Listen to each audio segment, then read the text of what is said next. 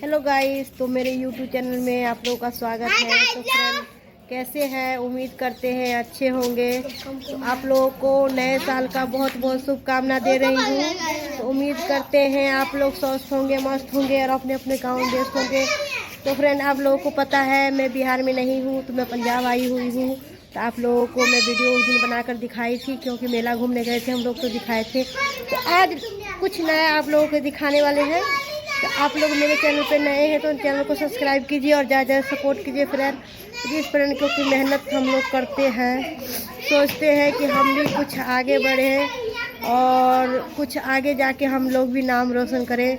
तो फ्रेंड आप लोग मेरे चैनल पे नए हैं तो चैनल को सब्सक्राइब कीजिए और आप लोग मेरे वीडियो देखने के लिए तैयार हो जाइए, क्योंकि आज कुछ अच्छा आप लोगों को दिखाने वाली हूँ।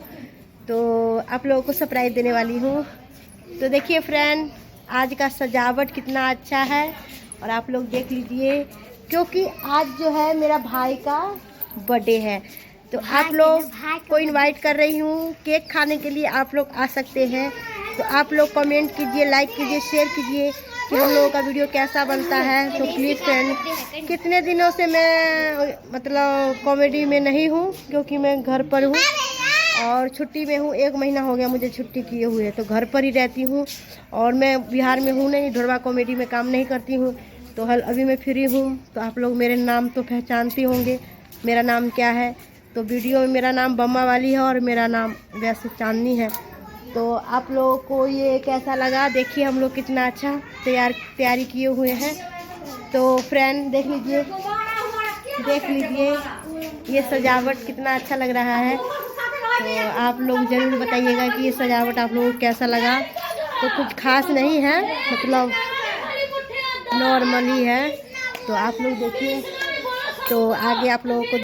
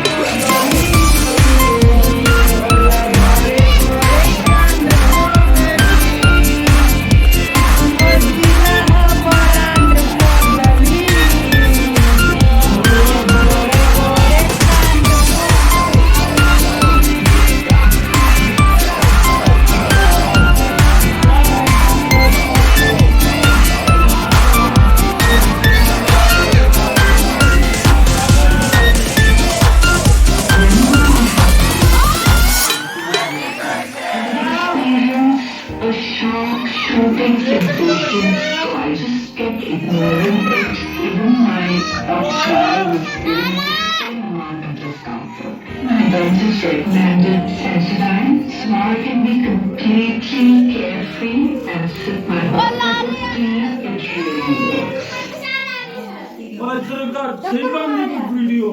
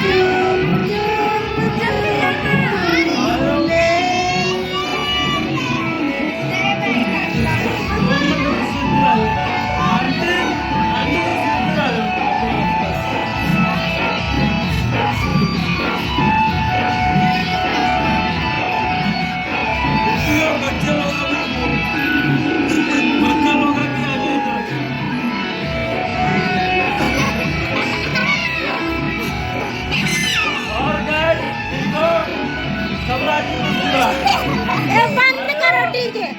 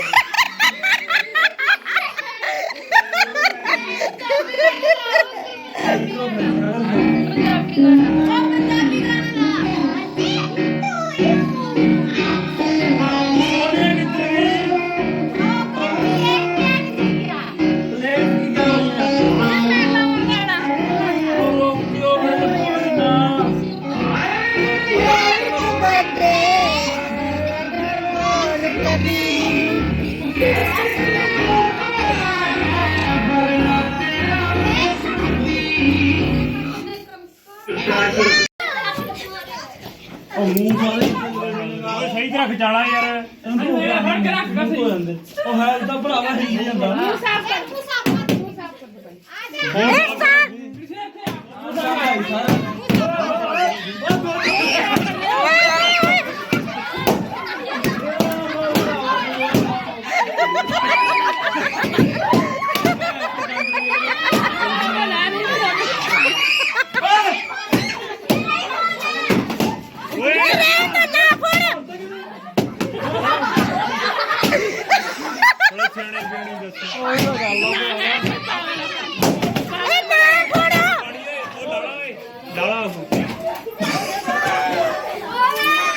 ਬਲੌਗ ਮੇਰੇ ਵੀਰੋ ਬਣੀ ਜਾਂਦਾ ਵਾ ਤੁਹਾਡੇ ਸਾਰਿਆਂ ਦਾ ਹਰਕਤਾਂ ਥੋੜੀਆਂ ਸਾਰਿਆਂ ਦੀਆਂ ਤੁਹਾਡੇ ਸਾਹਮਣੇ ਮਾੜੀ ਆ ਹਾਏ ਆ ਕੀ ਕਰਦਾ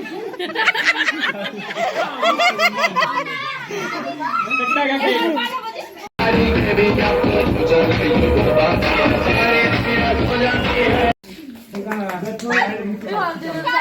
ਡਰ ਲੱਗ ਜਾਂਦਾ ਹੋਈ ਮੈਨੂੰ